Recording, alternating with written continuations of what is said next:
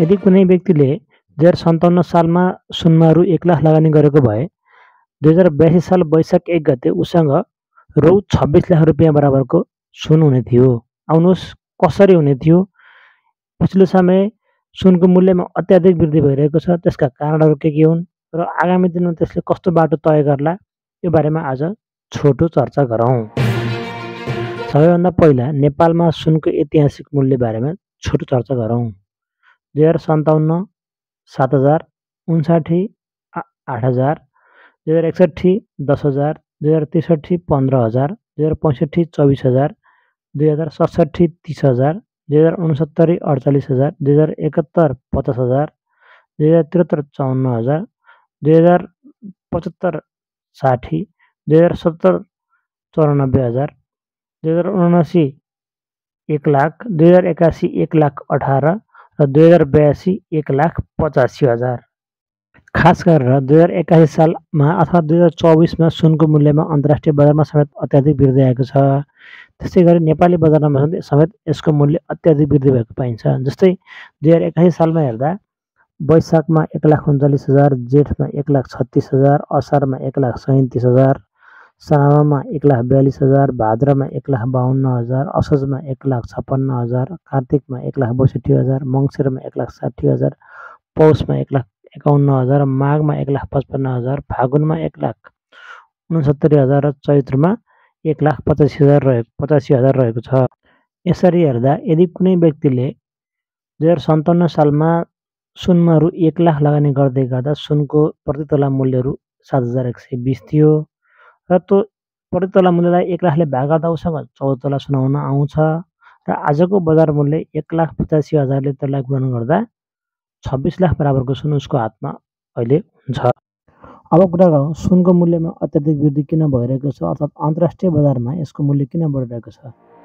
खास गरी सुनको मूल्य अमेरिकी डलरसँग 22 वर्ष अथवा रेसिप्रोकल अर्थात् उल्टो दरमा चाहिँ यसको मूल्य डलरसँग एडजस्ट गरिएको हुन्छ अर्थात् मिलाइएको हुन्छ। त्यो कसरी भन्दा जस्तै यदि डलरको मूल्य बढ्दै बढ्दै गयो भने सुनको मूल्य घटिरहेको हुन्छ, सुनको मूल्य बढ्यो भने डलरको मूल्य घटिरहेको हुन्छ। यो किन भइरहेको छ भन्दा पछिल्लो समय अमेरिकाको राष्ट्रपतिको रूपमा डोनाल्ड ट्रम्प दोस्रो पटक विजय भइसके पछाडि उनले विभिन्न देशहरूसँग व्यापार युद्ध नै सुरु गरेका छन्। विशेष गरेर चीनसँग 75% कर बढाएका छन्। त्यस्तै गरी क्यानाडा लगायतका देशहरूसँग थुप्रै युरोपियन देशहरूसँग उनले कर बढाएका छन्, जसको बदलामा ती देशहरूले पनि कर बढाएका छन् र जसले गर्दा अन्तर्राष्ट्रिय बजारमा डलरको मूल्य के भइरहेको छ त भन्दाखेरि त्यति वृद्धि भइरहेको छैन, अर्थात् यो घट्दो क्रममा छ। त्यस कारणले गर्दा अन्तर्राष्ट्रिय रूपमा लगानी गर्ने मानिसहरूले डलरलाई छोडेर के गर्छन् त भन्दाखेरि सुनमा लगानी गर्छन्। जब सुनमा लगानी गर्छन् अनि के हुन्छ, सुनको माग वृद्धि हुन्छ र धेरै मान्छेले सुन किन्दै गर्दा सुनको मूल्यमा वृद्धि हुन्छ। त्यसैको असरस्वरूप नेपाली बजारमा अहिले सुनको मूल्य आकाशीय 1,85,000 रुपियाँ प्रति तोला पुगेको छ। विशेष गरेर नेपाल र एसियन देशहरूमा सुनलाई गहनाको रूपमा प्रयोग गरिन्छ र यो एउटा बहुमूल्य धातु हो र यो विवाह अर्थात् विभिन्न किसिमका पर्वहरूमा यो अनिवार्य जस्तो मानिएको छ। यसको मूल्यमा भएको वृद्धिसँगै हाम्रा सामाजिक क्रियाकलापहरू, विवाह, व्रतबन्ध, तीज तिहार जस्ता क्रियाकलापहरू अथवा हाम्रा सामाजिक पर्वहरू के भइरहेका छन् त भन्दा अत्यन्तै भड्किला र महँगा हुँदै गइरहेका छन्। झन् यो मूल्यमा भएको वृद्धिले गर्दाखेरि त यसले सोझो असर नेपाली समाजमा पनि के पर्ने देखिन्छ। अब के यसरी नै मूल्य वृद्धि होला? पछिल्ला वर्षहरूमा विशेष गरेर 2070 पछाडिका वर्षहरूमा सुनको मूल्यमा अत्याधिक रूपमा वृद्धि भएको पाइन्छ। यो 10 वर्षमा सुन करिब 50-60 हजारबाट बढेर 1,85,000सम्म बढेको पाइन्छ। कुनै पनि वस्तुको मूल्य यसरी बढिरहँदा यो सधैँभरि यसरी बढिरहला भन्ने चाहिँ हामी अपेक्षा गर्न सक्दैनौँ। तर अब यो डोनाल्ड ट्रम्पको कार्यकाल कस्तो रहला भनेर कसैले पनि आकलन गर्न सकेको छैन।